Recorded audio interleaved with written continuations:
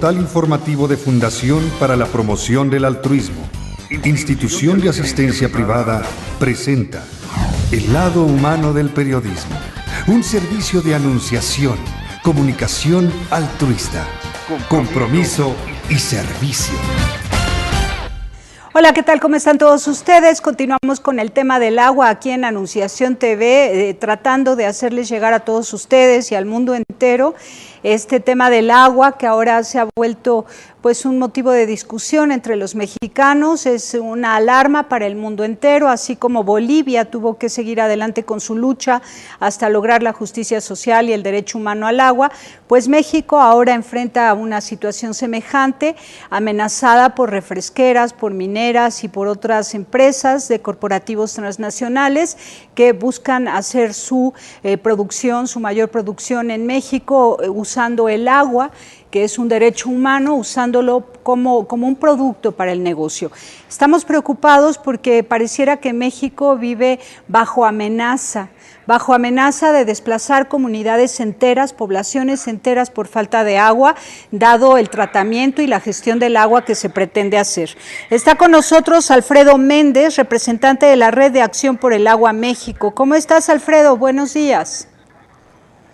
¿Alfredo?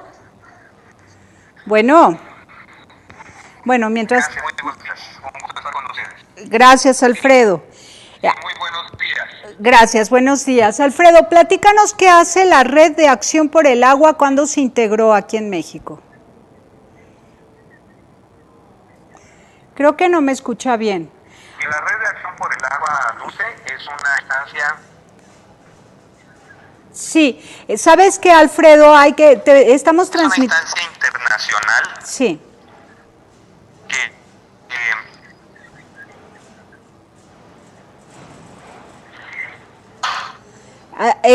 Alfredo, ¿tú no me escuchas? Yo creo que no me escucha. Vamos a cortar la llamada y te marcamos en un segundo. Gracias, Alfredo. Con mucho eco.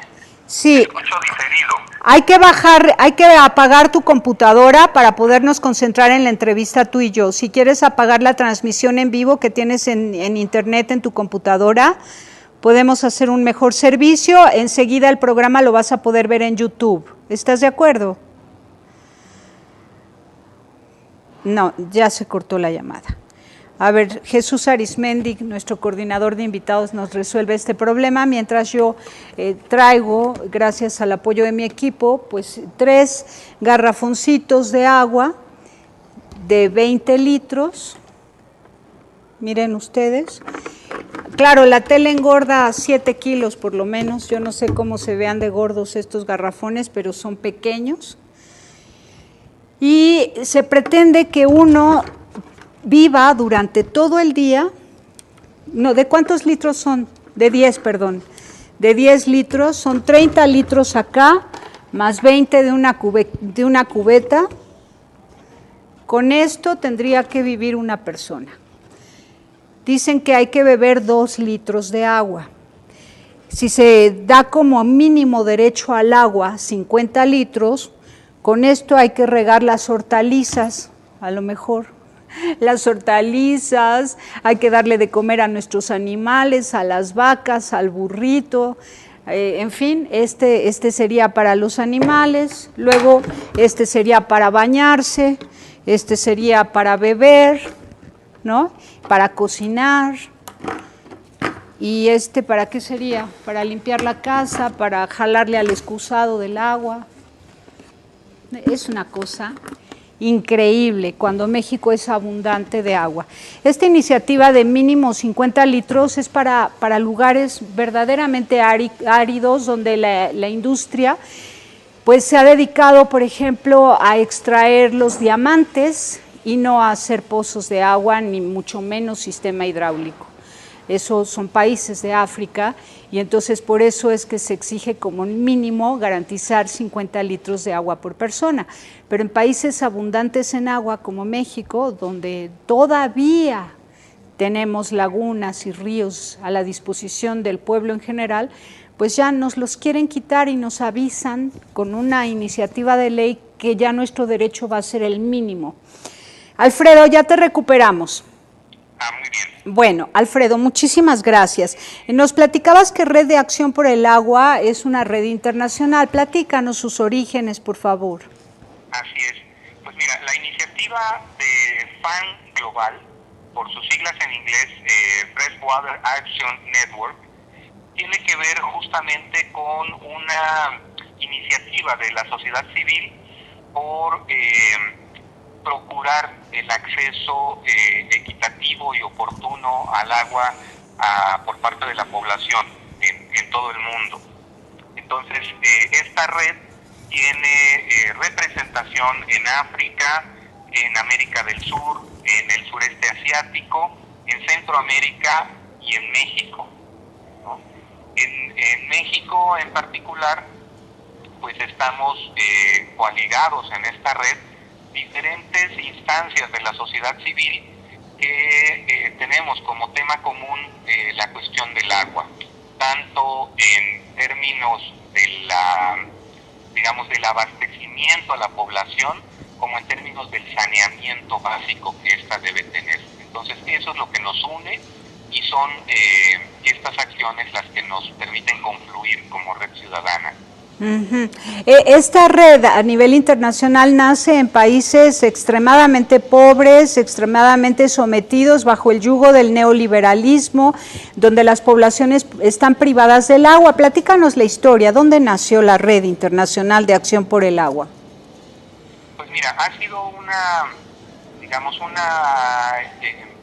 que tiene que ver con el trabajo desde Naciones Unidas, por ejemplo, ¿no? En donde desde hace muchos años se ha estado promoviendo la cuestión de reconocer el acceso al agua como un derecho humano fundamental.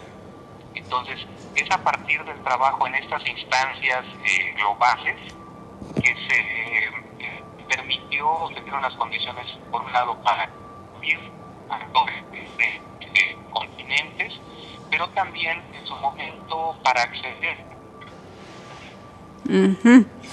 Entonces nació en paralelo en distintos países.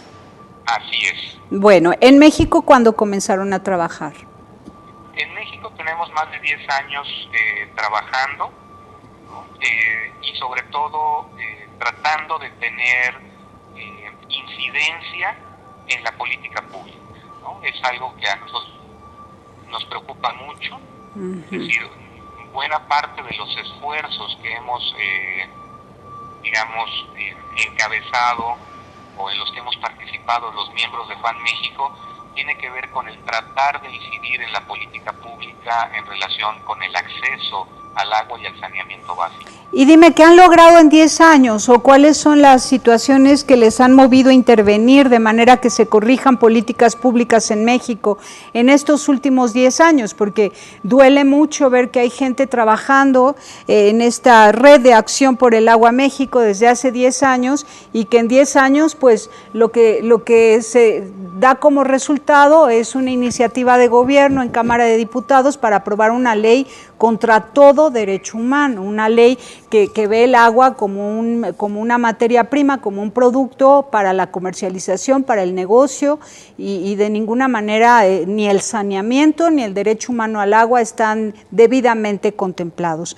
¿Qué han hecho en 10 años, Alfredo? ¿Por qué no han sido escuchados? Platícanos.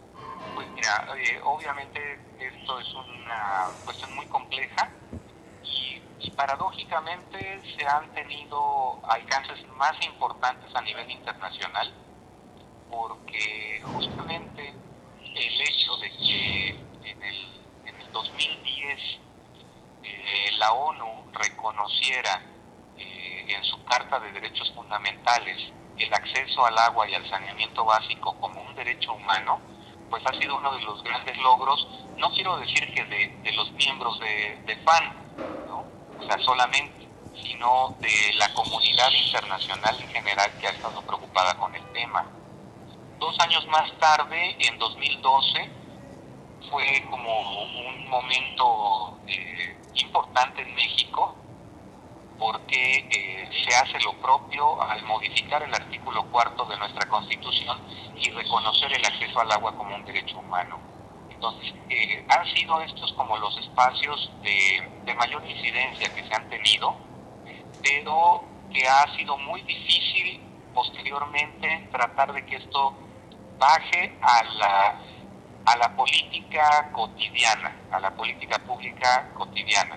Es decir, tenemos un marco jurídico en nuestra Carta Magna que obliga al Estado mexicano a garantizar el acceso al agua, y sin embargo la dependencia encargada de ello sigue operando con una lógica totalmente contraria a este derecho.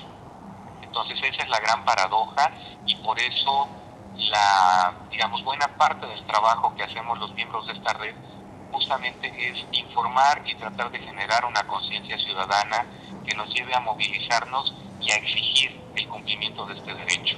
Si pudieras mencionarnos al menos 10 sitios donde hay conflicto entre población, habitantes de esos lugares y la administración del agua. Por ejemplo, me imagino que dado que las concesiones del agua se dan como en un cheque en blanco, ¿no? Se firma una concesión de agua antes de encontrar la fuente de agua y la población a la que podrían afectar, y la forma, el reglamento de la gestión del agua en favor de la empresa concesionada para el uso del agua y los pobladores originarios. O sea, se da como un cheque en blanco y le dicen a la empresa que ha recibido la concesión: ahora tú busca dónde está el agua y explótala, porque ya firmamos un derecho, una concesión por la que me pagaste tanto para que consumas tantos millones y millones y trillones de agua.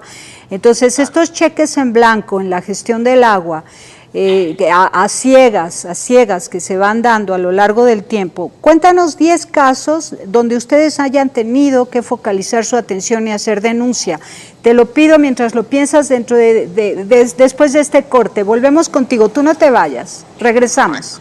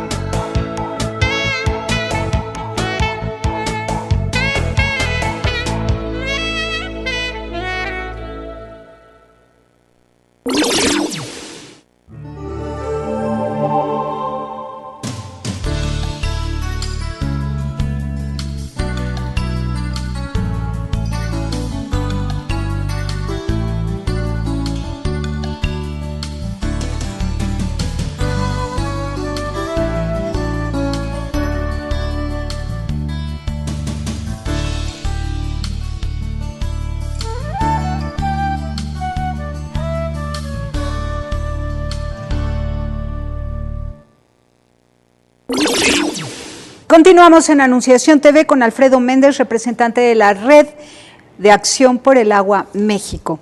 Alfredo, pues en este corte te di oportunidad para que saques tus notas y nos cuentes 10 historias de conflictos de poblaciones originarias y el agua, concesiones de agua, otras bases de agua.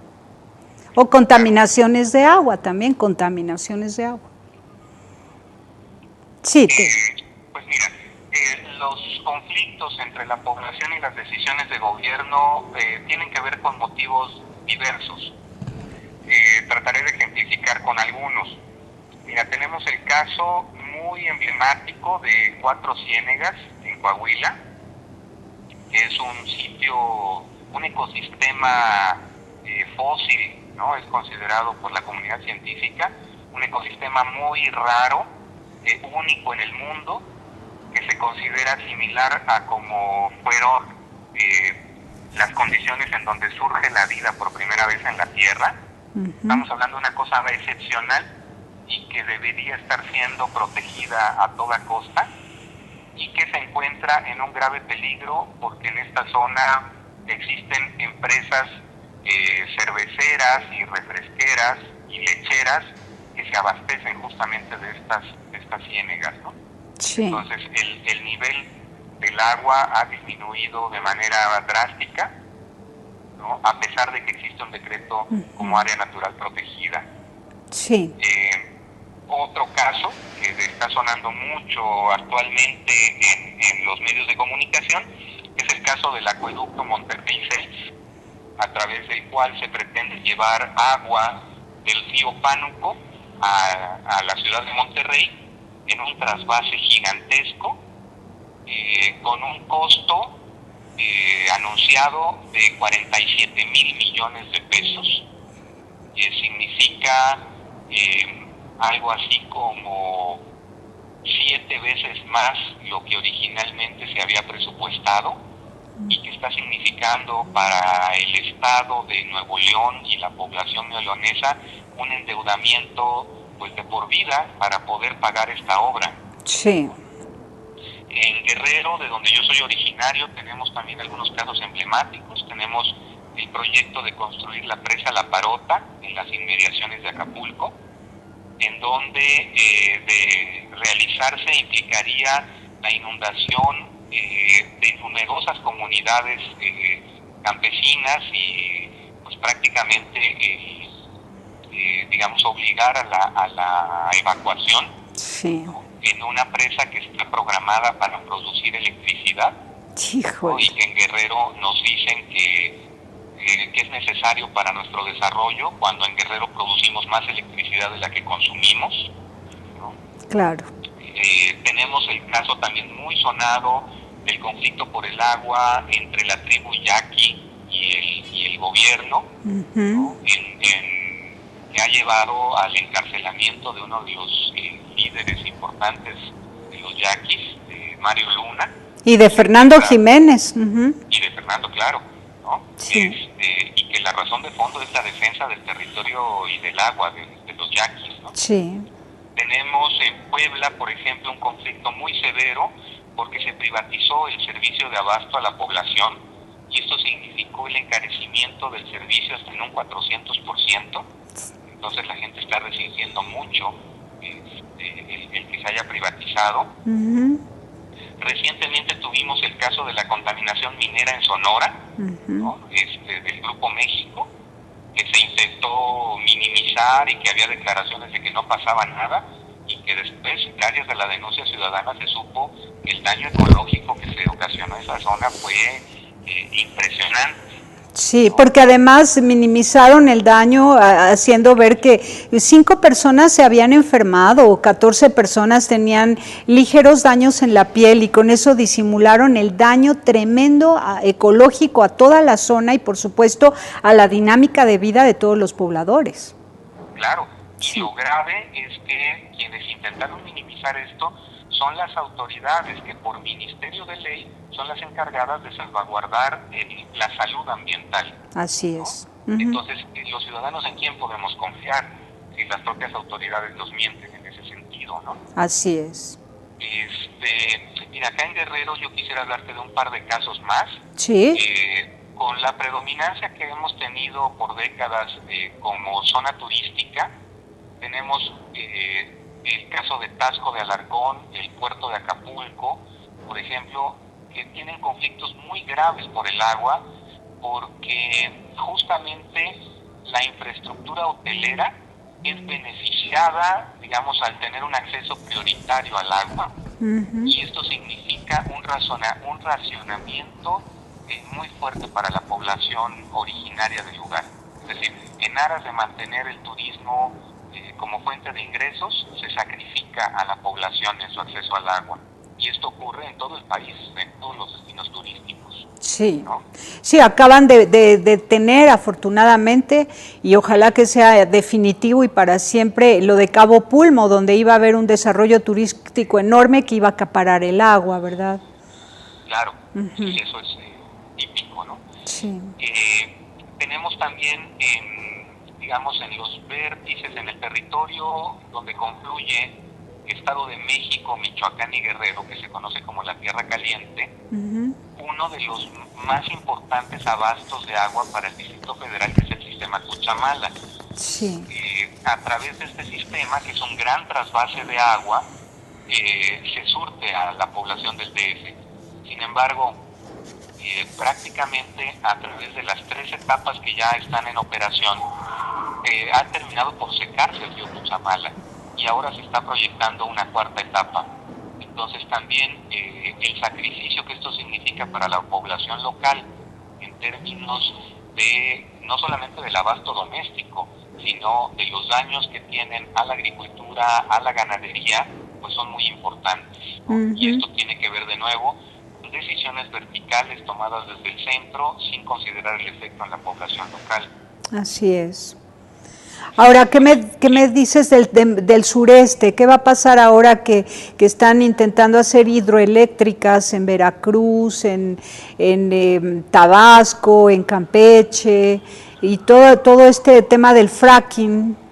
¿Qué me dices de esto? Claro, mira, aquí hay otros 2 casos que son muy importantes. Mira, seguramente el auditorio recordará, hace unos 3-4 años, con uno de los ciclones importantes que entraron en el sureste, se inundó la ciudad de Villahermosa, se inundó Papaloapan, buena parte de Tabasco, Veracruz, ¿no?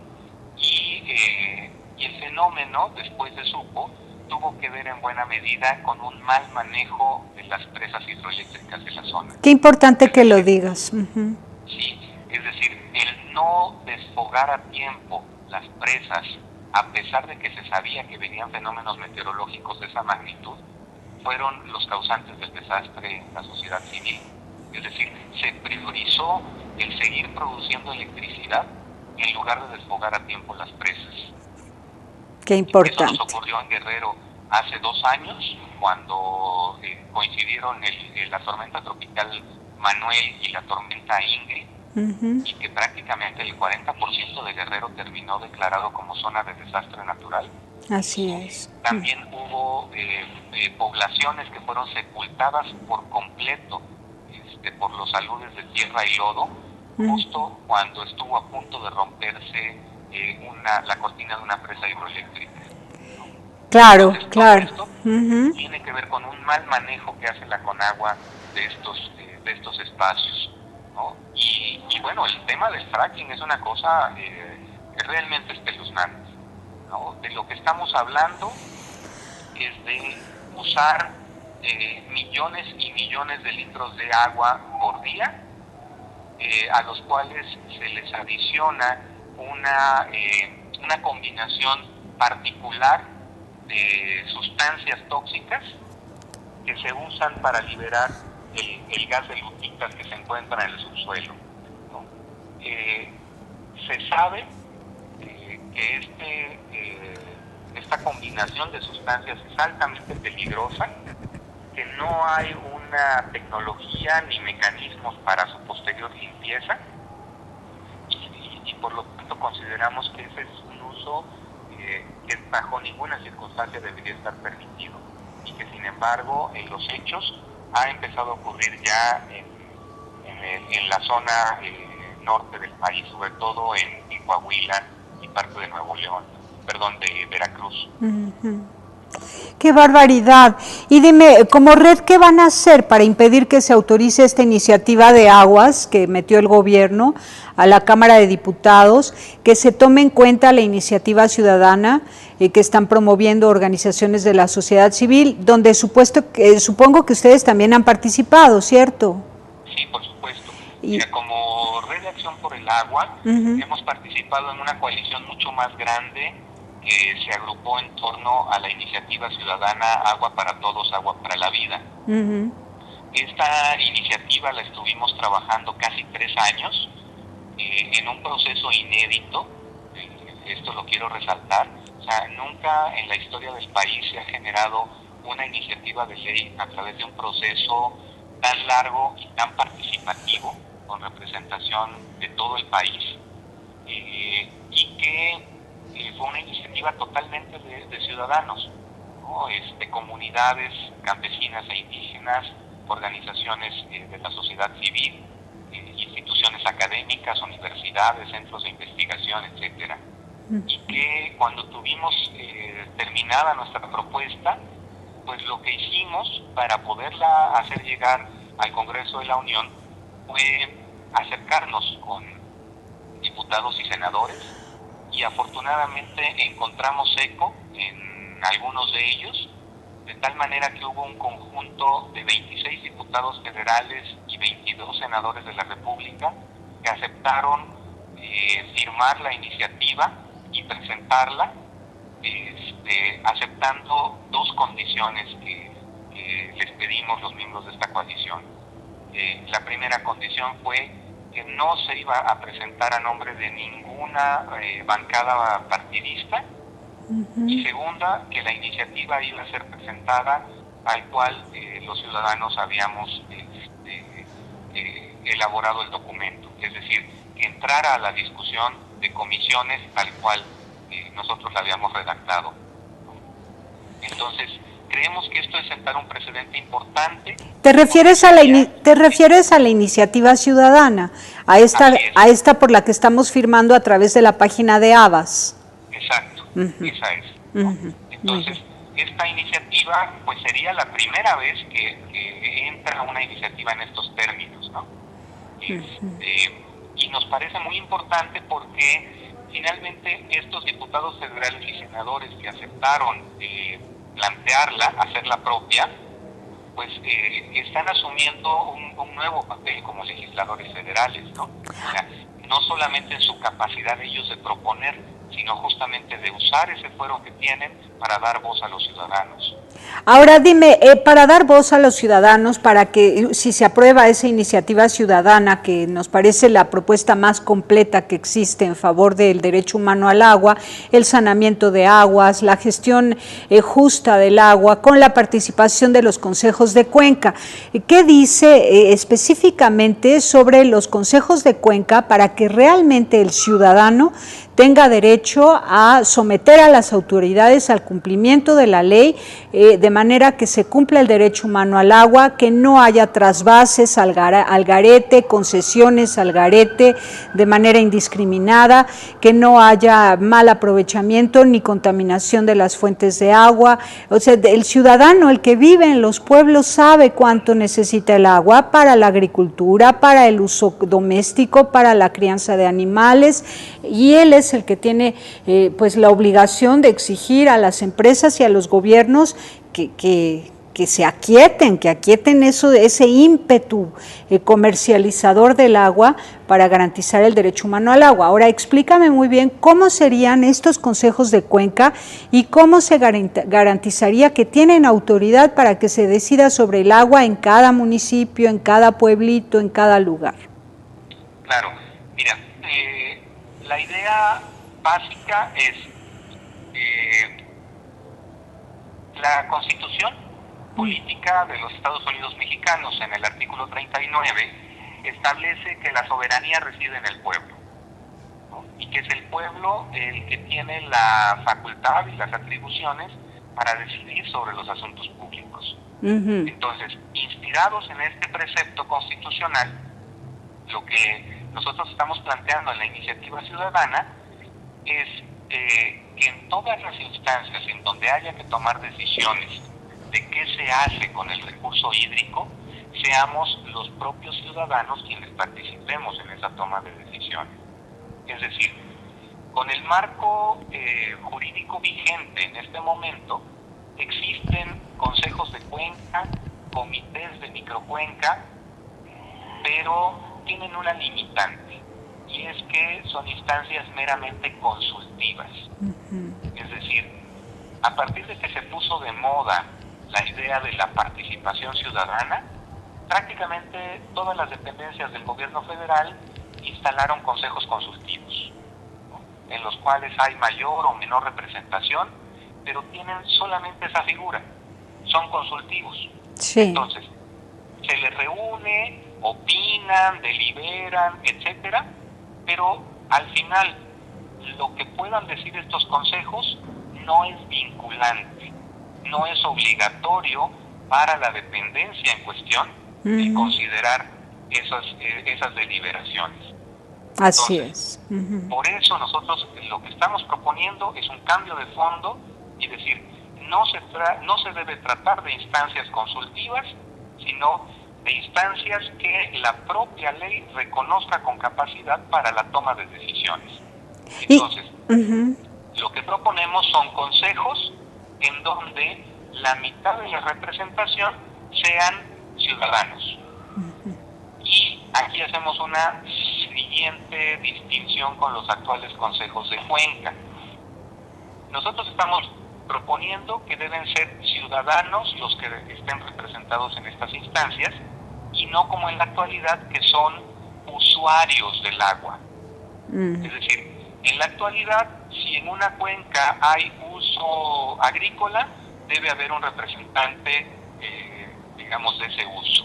Si hay industria, debe haber un representante por las industrias.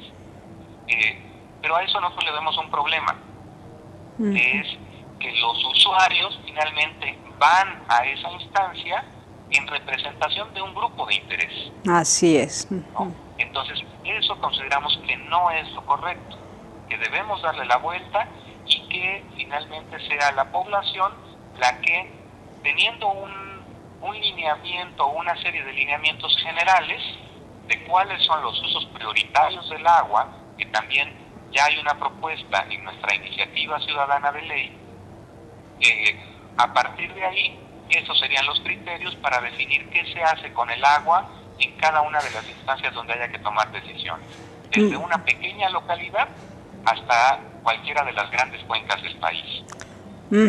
Y entonces hay que tener de verdad una participación política, cívica, social, de defensa de la nación, de parte de los consejos de cuenca, porque ahora se pone dura la guerra política y económica con base o en torno a el tema del agua. Entonces estos consejos de cuenca realmente podrían ser pues como la esperanza para salvaguardar la soberanía nacional, ¿estás de acuerdo? Totalmente. Y en ese sentido, todo el proceso de generación de la iniciativa ciudadana y sus propuestas, para decirlo en pocas palabras, lo que está planteando es que los mexicanos adoptemos en la realidad nuestra mayoría de edad, es decir, que ejerzamos nuestros derechos ciudadanos de una manera clara, consciente y cotidiana, no a través de una representación en las instancias de siempre, sino involucrándonos de manera cotidiana en los diagnósticos, en la toma de decisiones de lo que está pasando a nuestro alrededor.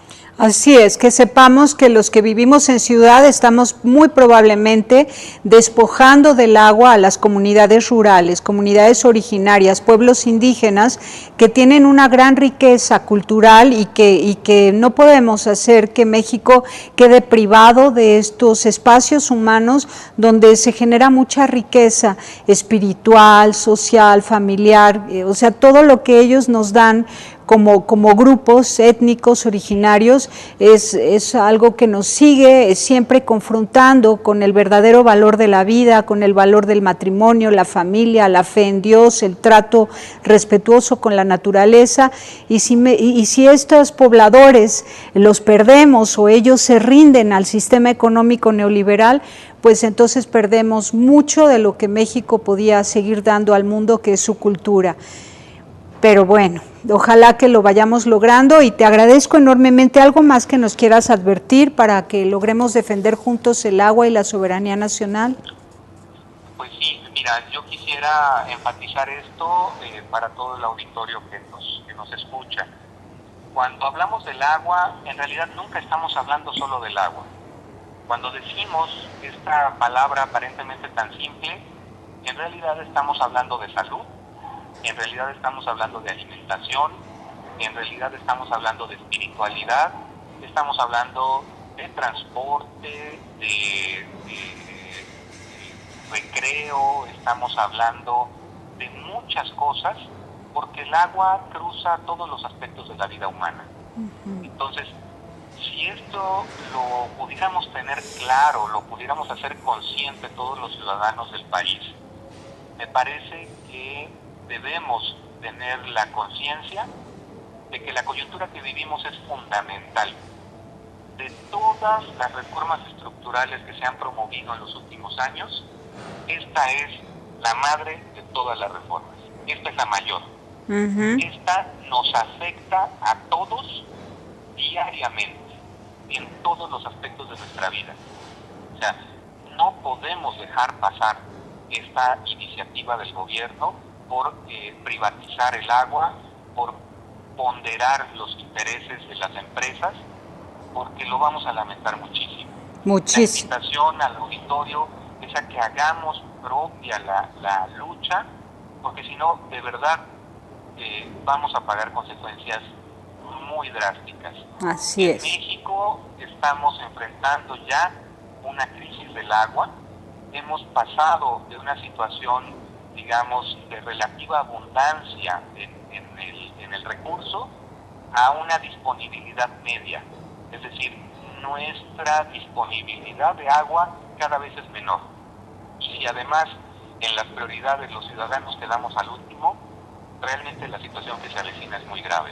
Muy grave. Así como se dice que el agua no tiene olor, no tiene sabor y no tiene color, esta lucha no debe tener colores. Independientemente de las preferencias políticas, de los puntos religiosos de cada quien, esta es una batalla por la vida y todos tenemos que darla. Así es. Ahora, dime, para las ciudades, a fin de que no se trasvase el agua de los ríos, de las comunidades originarias, de los pueblos indígenas, para llevarlo a las ciudades, al consumo de los pobladores de las ciudades, ¿qué proponen ustedes? ¿Que la captación de agua de lluvia sea en las ciudades y que más bien al campo se le respete el agua, las fuentes de agua que nacen ahí mismo, donde ellos desde hace centenas de años decidieron vivir? Mira, necesariamente ante un problema complejo se requieren soluciones complejas y no hay una salida única para esto. Sin duda, la captación de agua de lluvia y la infiltración en las ciudades es fundamental. Es decir, cambiar el esquema de este concreto impermeable hacia otras formas que permitan que los propios manantiales en las ciudades se alimenten es importante. Que la gente guardemos y usemos agua de lluvia es importante, pero también, por ejemplo, la cuestión de revisar todas las tuberías del sistema de abasto para evitar el desperdicio, y a nivel domiciliario se pueden hacer muchas cosas de reuso y de ahorro de agua. Si estas cosas las tenemos garantizadas, podemos bajar muchísimo el volumen que vamos a requerir que venga de fuera. Claro, por ejemplo, estaba pensando en Río Churubusco, que es larguísima esa avenida, es un eje vial y era un río. ancho, ¿no? Entonces habría que rescatar ese tipo de corrientes de agua naturales dentro de las ciudades, que las hay en muchas ciudades y que han sido tapadas por el asfalto, el concreto y bueno, pues nos estamos privando de tener el agua propia que corresponde a la ciudad, ¿no? Así es. Muy bien. Bueno, pues sí que es complicado y hay que hacerlo por más difícil que sea si queremos seguir siendo libres y que el derecho humano al agua sea respetado. Pues te agradezco muchísimo por haber estado con nosotros, Alfredo. Un abrazo muy fuerte y seguimos muy al pendiente. Los micrófonos quedan abiertos para cualquier cosa que ustedes quieran insistir, reiterar, ratificar, a fin de que impidamos juntos que se autorice la iniciativa propuesta por el gobierno. Pues yo al contrario agradezco muchísimo la invitación a participar con ustedes. Y pues invitarlos, los medios de comunicación juegan un papel fundamental para que la ciudadanía esté informada y pues pueda expresar su sentir al respecto. Muy bien, muchísimas gracias, un abrazo fuerte. Hasta pronto. Hasta pronto. Así las cosas. Ciertamente ya se nos olvidó que por las ciudades pasaban ríos, por eso ahí se instalaron las ciudades, pero luego, de manera absurda, se taparon los ríos para que no estorbaran el cruce de los automóviles, por ejemplo, ¿no? ¡Qué barbaridad! O para que se fueran los mosquitos, ¿no? Pero hay que destapar todos los ríos de las ciudades en lugar de traer agua del campo a la ciudad, privando a los indígenas y campesinos del agua y privándonos a nosotros de la convivencia con ellos, porque tienen mucha riqueza de corazón para compartir con todo México y con el mundo entero. Son más de 60 etnias las que tenemos en México, que todavía son fuertes, hablan su idioma, son muy sólidas, y si los perdemos a ellos, nos perdemos todos, porque entonces vamos a hacer una copia de propuestas internacionales, de un sistema económico neoliberal que ya convierte al mundo entero en tierra de nadie, salvo de unos cuantos que hacen sus megamonopolios a nivel internacional y con la intención ¿de qué? ¿De qué? Hay que leer El Principito, por favor. De verdad hay que volverlo a leer y ver el absurdo de las decisiones que se toman en este mundo que es de todos y que, como es de todos, todos hay que ponernos de pie para defenderlo. Pásela bien haciendo el bien. Hasta la próxima. Sí hay soluciones. Aquí, en el portal informativo de Fundación para la Promoción del Altruismo, Institución de Asistencia Privada. El lado humano del periodismo. Un servicio de anunciación, comunicación altruista. Participa en Facebook, Todo México Somos Hermanos, y síguenos en Twitter, @somos_hermanos.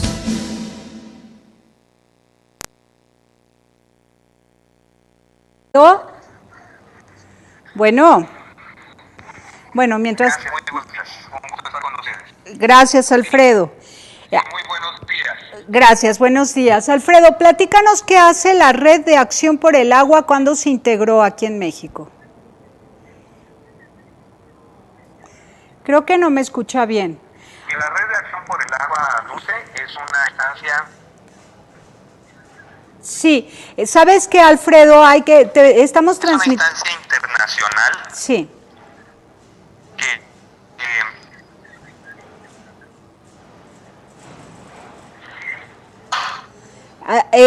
Alfredo, ¿tú no me escuchas?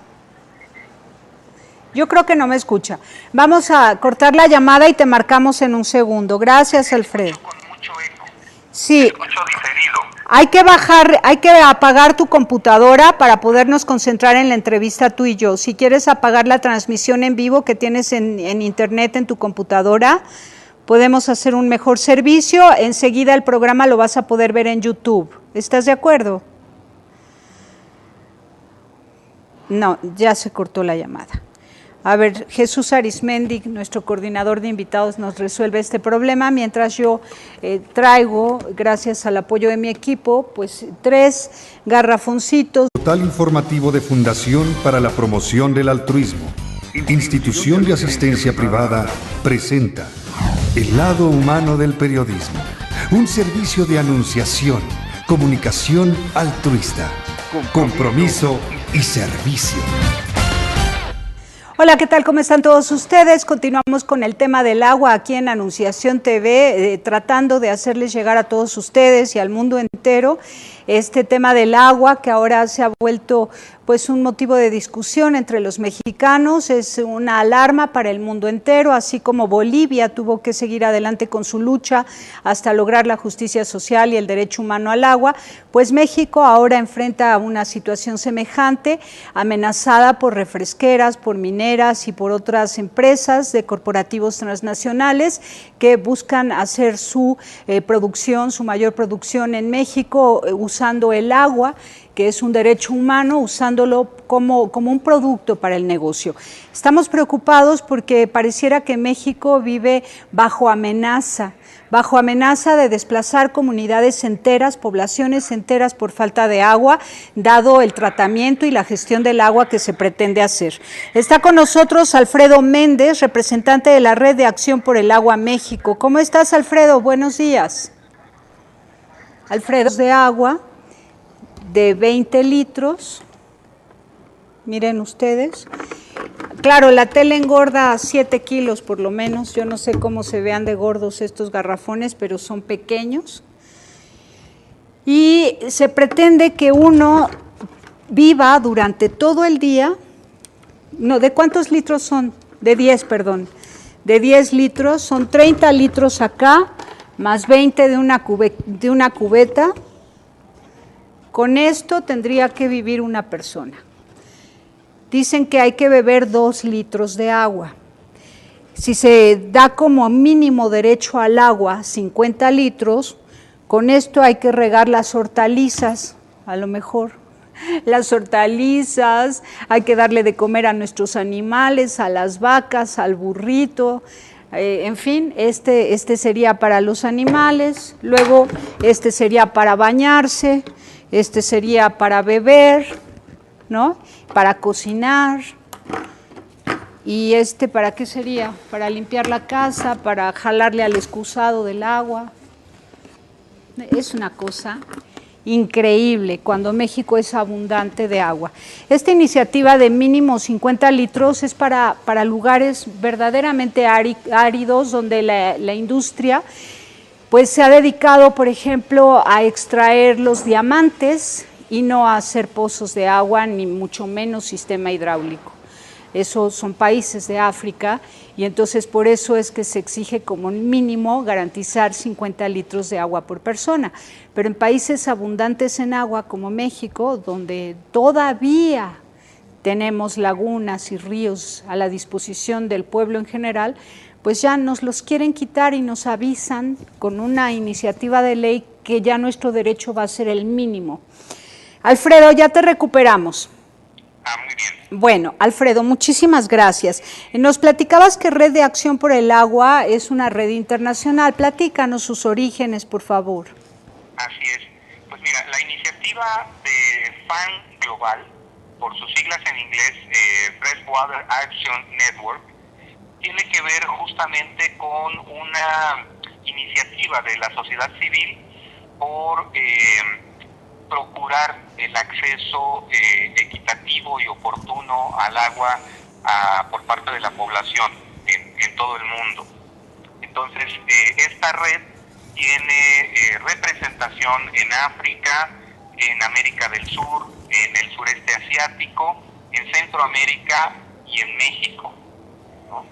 En México en particular, pues estamos coaligados en esta red diferentes instancias de la sociedad civil que tenemos como tema común la cuestión del agua, tanto en términos del abastecimiento a la población, como en términos del saneamiento básico que ésta debe tener. Entonces, eso es lo que nos une y son estas acciones las que nos permiten confluir como red ciudadana. Ujú. Esta red a nivel internacional nace en países extremadamente pobres, extremadamente sometidos bajo el yugo del neoliberalismo, donde las poblaciones están privadas del agua. Platícanos la historia, ¿dónde nació la Red Internacional de Acción por el Agua? Pues mira, ha sido una que tiene que ver con el trabajo desde Naciones Unidas, por ejemplo, ¿no? En donde desde hace muchos años se ha estado promoviendo la cuestión de reconocer el acceso al agua como un derecho humano fundamental.